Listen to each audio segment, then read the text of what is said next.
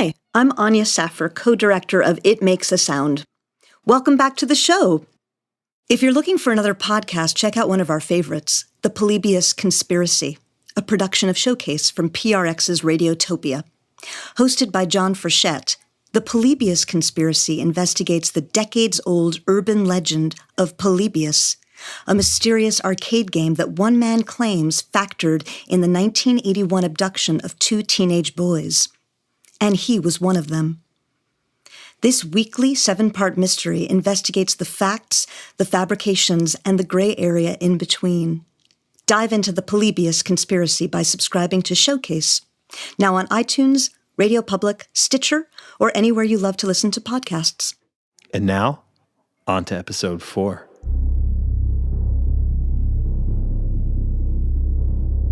When a tree falls in a forest and no one's around to hear it,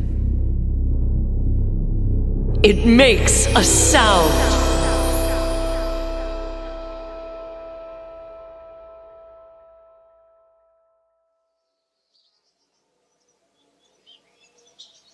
Live from Rosemary Hills, more specifically live from the middle of Rosemary Hills Golf Course, I'm Deirdre Gardner, and this is It Makes a Sound.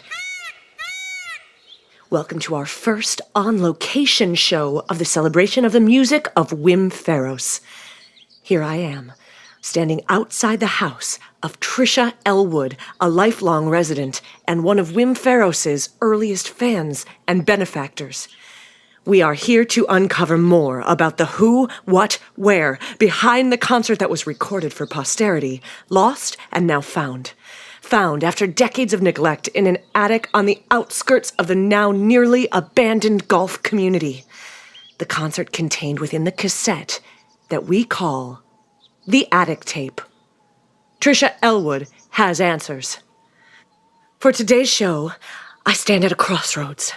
Literally, I'm in the middle of the road right now in a place that I haven't been in quite a long time. It's hallowed ground. I am looking at the home that Tricia Elwood grew up in. A sprawling estate on a lot that was once the choicest of locations, because it stands across from Rosemary Hills Clubhouse.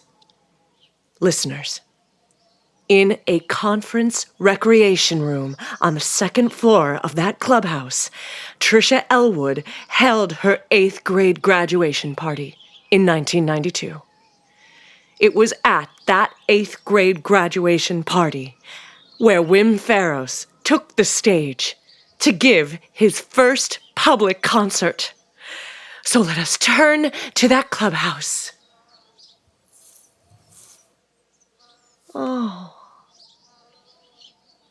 no. Oh, listeners, oh my gosh. I'm looking at the clubhouse and it is certainly not as it was. Oh, I'm standing here perplexed. I have to tell you, more than 2 decades after the event that shook the music world, what I see is unsettling. It's eerie. Listeners, we must go there. We must take a closer look. I'm walking up the hill. Okay, I am walking towards the clubhouse. Ow. I'm okay. I think it was a golf ball. Yes. Okay. Ew, what is that? Ew. Oh. Okay, we're almost by the clubhouse. We're at the clubhouse for a field investigation. That's right. On today's live on-location episode of It Makes a Sound, we're doing a field investigation at the historical location most associated with the music of Wim Faros. And then we'll go back down the hill, where we will meet Tricia Elwood, the key organizer of the concert. With Tricia, we will unlock more nuanced details of that special night and ask her to help us complete the lyrics from the songs heard on the attic tape. Okay. So obviously stay tuned.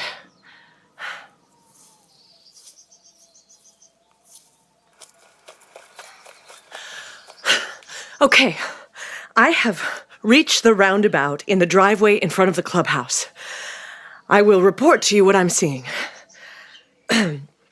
The large fountain in the center is rusted and cracked. No water flows. There's an abandoned peacock nest inside, yes. Ooh, and something green. What is that? Oh, it's just crinkled cans of Mountain Dew. Wow. The mansion is so decrepit. My gosh, that happened quickly. It's like nature's revenge. Dandelions, crabgrass, and ivy have totally taken over. God, those ornate front doors, wow. I used to help Mom Windex those doors. The glass was engraved with orchids. And now it's just boarded up with planks.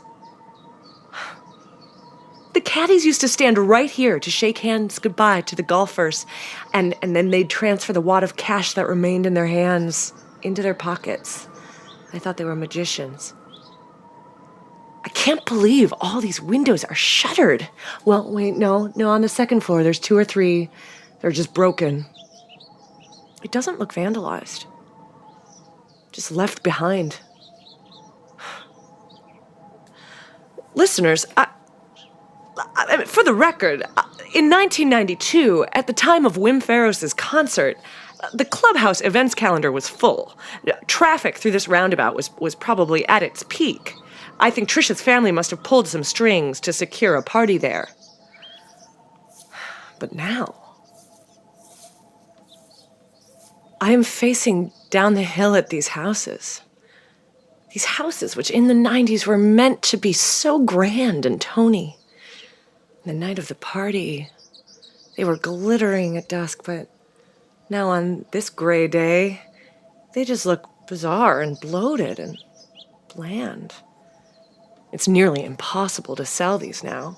The golf course shut down so many years ago, and the local government can't get its act together enough to figure out what's next for the land.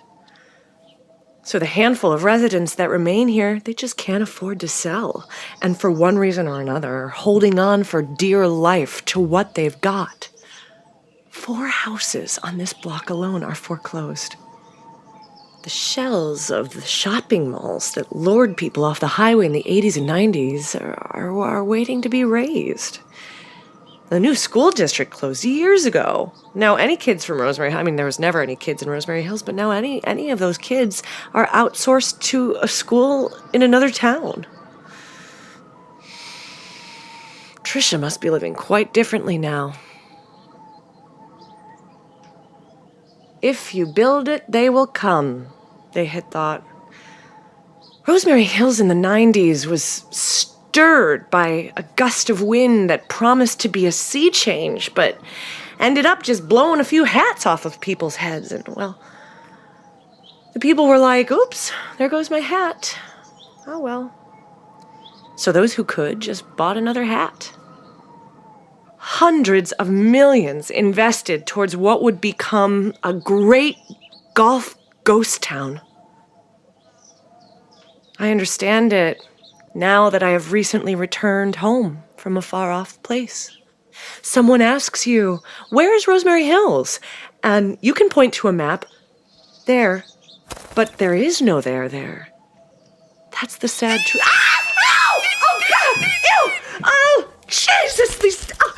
There's also a feral peacock infestation. Have I mentioned that specifically? You guessed it. Tracing back to the 2 peacocks that Park Song kept as trophy pets back decades ago. There are more peacocks than humans here now. They just saunter along like they own the place.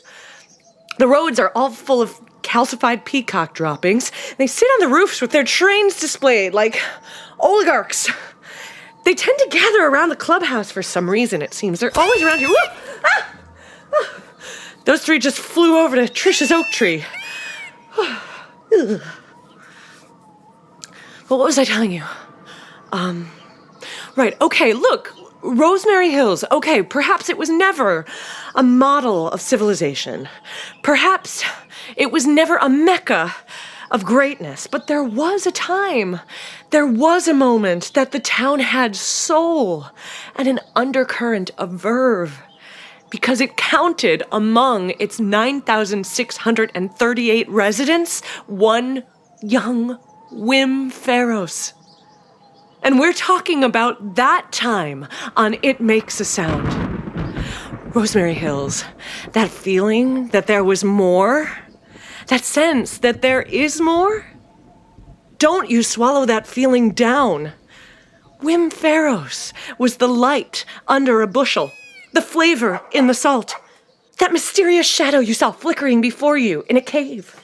You're not like a loaf of bread that's been in the freezer forever and is defrosting into a soggy mess on the table. Strive to be more delicious. I know that the music on the attic tape will help charge us with a much-needed dose of adrenaline and wonder. That's why we're here, on location, back to this historical crossroads, to remember the music and to find that electrified current once again. Oh, hi there. Could I help you with something? And here we go. This is my first encounter with Tricia since the summer after we graduated Rosemary Hills Junior High in 1992. Hi, Tricia! Remember me? It's Deirdre Gardner. Hi!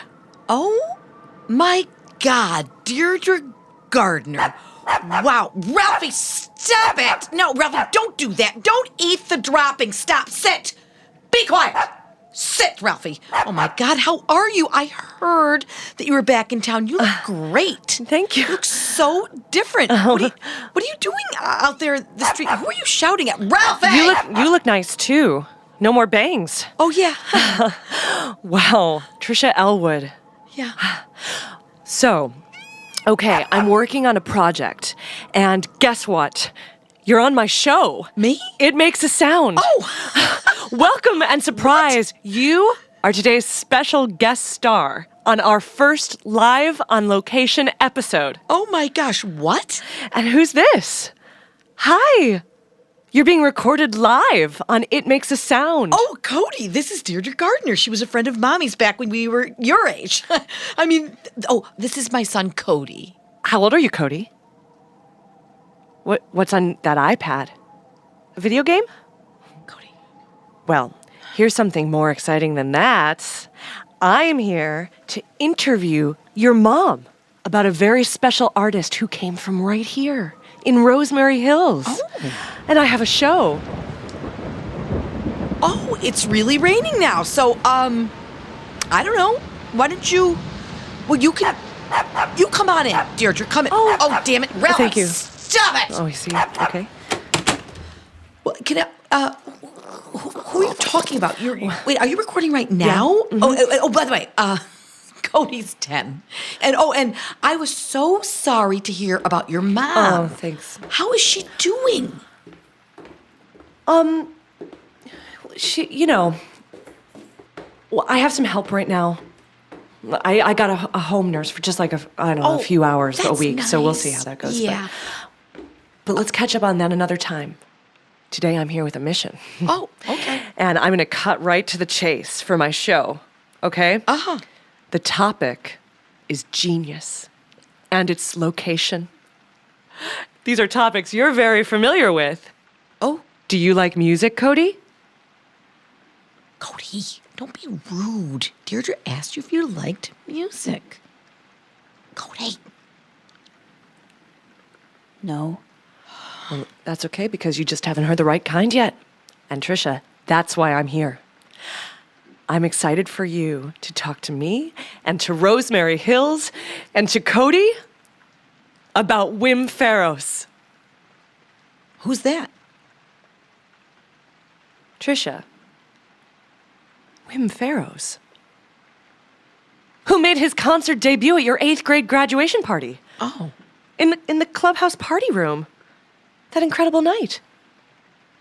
Oh my gosh.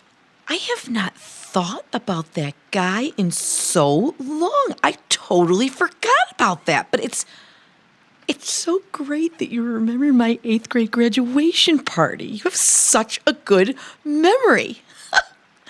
It's funny.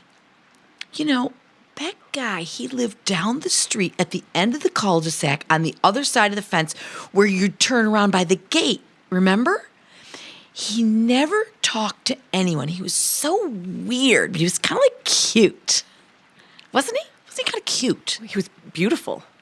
He was very beautiful. Though Tricia and I weren't terribly close in junior high. Oh, wait a minute. Come on. We were in the Spanish club. That's right. We were in the Spanish club. I was Tricia. What was your Spanish club name? Though we weren't very close, I've always admired her. And in retrospect, Tricia, I'm so impressed by your taste. Wait a minute, you had such an elevated music Spanish aesthetic. club name? Dolores. It was Dolores. Dolores. But for you, at such a young age, here around the golf course, to see the potential for greatness existing within the enigma of Wim Faros. We had that in common. I didn't realize back then. So can you tell us more about what you saw early on in Wim that made you take such a chance on him at your party? Wait, Wim Faros was his name. This is about Wim Faros? Yes. I barely, let me think. My grandmother made me invite him. She felt bad for him, I remember now, because I guess he was a loner or poor or something, or I think somebody might have died. I think somebody was dead or something, so I had to invite him. Wait, what else? Oh my God, Dances with Trolls. The Troll Grotto. I have not thought about that in so long. There used to be this little weeded over box garden in the front of his house that was like filled with troll dolls in like a specific arrangement. Like sometimes they would be in this winding conga line or something unusual, or around Christmas they might be in like a nativity scene. Weird. And sometimes you'd see this kid. He was just sitting there really, really, really quiet next to the grotto with his legs tucked under him kind of like communing with the trolls. And he never really, said anything when you drove by. Well, you never really drove by directly because the house was so far at the end of the cul-de-sac and no one ever really went down there unless you had to turn around because you forgot something. But you could see him back there sometimes for hours at a time. He'd be sitting there I guess like he was having troll therapy. I mean, when Dad used to come by, he called it Dances with Trolls. We all called it that. It started out when we were really little, and it was like, okay, you have a troll garden. That's cute, or kind of like, I don't know, it's so weird. But he'd still sit there. And when he got older, then it was like, really bizarre. Oh. Well, then, what was it that turned you on to his musical genius? Well, he just brought a guitar to my party and started playing in the corner, but then he wouldn't stop. Oh yeah, I remember I was like, you want some food, or you want to eat some cake, or just like be normal? But he just kept playing. And my parents and the other adults were like begging him to have a sandwich, but the band played on, like in the Titanic, the band played on. Anyway, kids are so weird. Sometimes they're weird. I mean, you're not like that, Cody. But Tricia, no, it wasn't like that. I mean, we all thought it was amazing and special. Remember what happened with the bubbles? No. The end of the first song. All of us kids were like, minds blown. We felt that connection. We swayed. Oh. We swayed together. Really? All the grade school cliques just like melted away in a moment. You were so happy. I was. And you blew a bubble that popped over Wim at the end of the song. Like it was like a blessing, like a bubble I don't know, blessing. gosh, Deirdre, I gotta tell you, I don't think we had bubbles.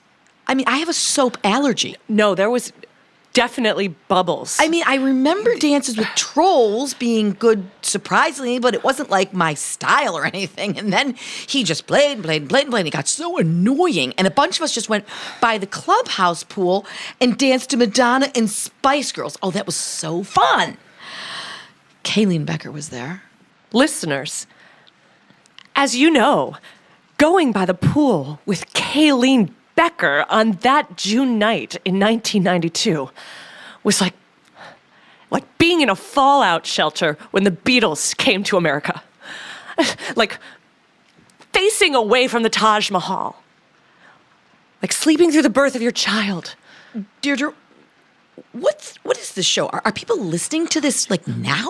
Well, Tricia, it's a show for people who want to believe that when a tree falls in a forest, it makes a sound because they gave a damn about the tree in the first place. They knew the extraordinary when they saw it. It's a show about a big thing that went boom. The sound of Wim Faros. And the responsibility to remember it. We have a responsibility to remember the music and bring it into the present. In Rosemary Hills, here and now, we need it. Tricia, that's what it's about, okay? Cody, don't you want to know more about this concert? Hey, Cody. I know what you did to Tommy Nehart. He's my friend. I know who you are. Yeah, well, I know who you are, kid. Because I'm standing right in front of you. And your mom introduced us, and that's how civilized people get to know each other, the old-fashioned way. Okay, Deirdre. And you should know who Wim Faros is. Everyone should. Remember Wim Faros. I have his music, Tricia. I recorded every song he played that night at your party on my cassette recorder. You and Kayleen Becker may have missed it, but I didn't. Not a single note. And here's the tape. What's that? Oh, that's a cassette tape. It plays music. It's an instrument? No. It's like iTunes kind of, but if your phone only played about 10-ish songs or And something. wasn't a phone. Any 10 songs? Well, no, I mean just the same 10 songs. This one has 9 songs. Forever without changing? Yeah. Mm-hmm. Why? Well, you would have to erase the songs on the tape and then record something else over it. How? Well, you'd need to take songs off the radio or other record them cassette live. tapes, usually. So, how many of those do you need then? Well, I used to have hundreds. What? Where do you keep them? Well, you'd need like a tower, like a special, it was like a special bookshelf. What? Just use YouTube. Well, there was no YouTube. This is how we used to keep music. That sucks. Can I see? Yes. Be careful.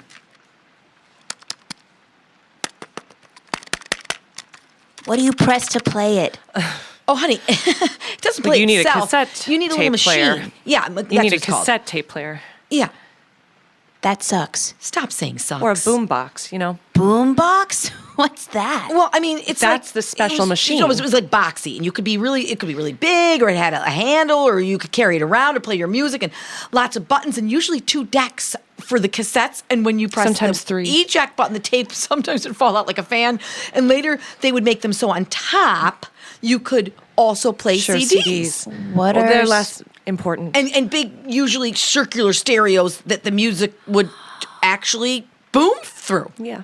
Did the stereos have nets and look like giant fly eyes? Yeah, yes, I guess they did.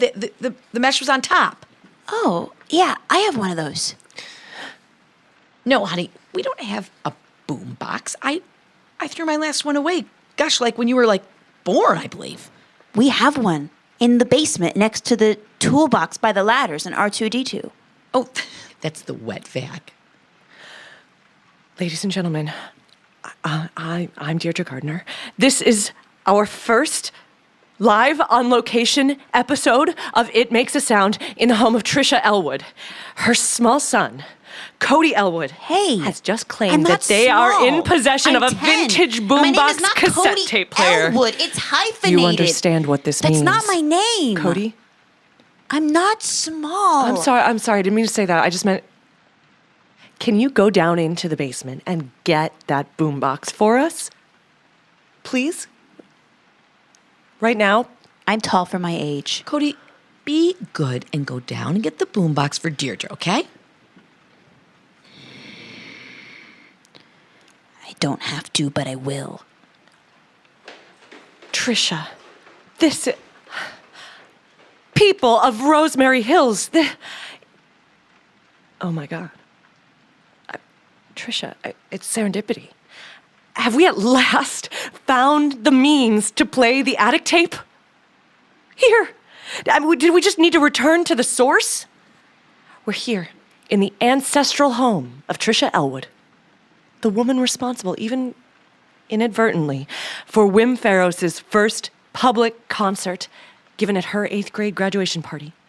Tricia's son, Cody Elwood, baby about his to name's deliver Elwood Nowakowski. Just note that if you...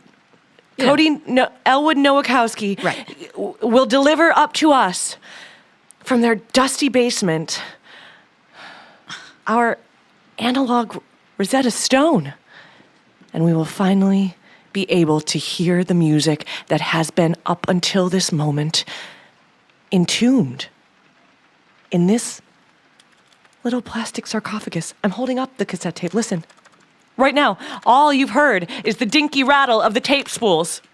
But in moments, perhaps, finally, it will be revealing its secrets. Can I have my iPad back now? Oh my He found it. gosh, my boombox. I totally had no idea that we still had this. Oh my God, I saved up so much money to buy this. I went with Kayleen Becker to Radio Can we plug it Shack, in? And Plug it in. Cody. Does it work? Honey, could you just plug it in for us? It's so heavy and dusty. Ew! This is so old. Oh my God, just plug it in for Mom and her friend. I'll Okay, do it. this was kind of like our iPad, but way better in Give it to our me. opinion. Right, Deirdre? Where's the outlet? I can do it. I remember I bought a cassette tape that day too. En Vogue. Cody, can you just plug it into the outlet, please?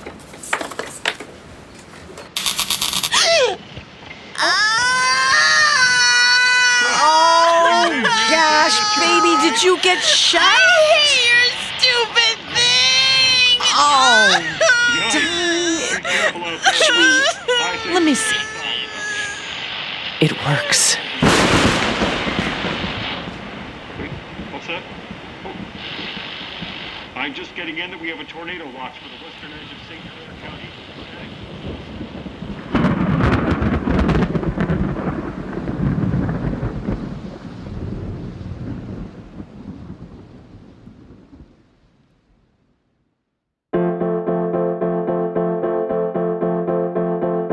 It Makes a Sound is written by Jacqueline Landgraf, co-directed by Jacqueline Landgraf and Anya Saffer. Sound designed and mixed by me, Vincent Cascione. Original music composed by Nate Wida, with Jacqueline Landgraf as Deirdre Gardner. Today's episode features Siobhan Fallon Hogan as Tricia Elwood and Melissa Mahoney as Cody. Oh, and that's me playing the weather guy on Tricia's boombox. It Makes a Sound is a Night Vale Presents production. For more information on this show and other Night Vale podcasts, go to nightvalepresents.com. You can follow us on Twitter, Instagram, and Facebook, and unpack your attic at itmakesasound.rocks. For instance, here's a question for this week. What's your best memory from 8th grade? If you dig our show, don't forget to rate and review It Makes a Sound on Apple Podcasts. Thanks for listening. Remember to tell kids to be careful around power outlets. And remember Wim Faros.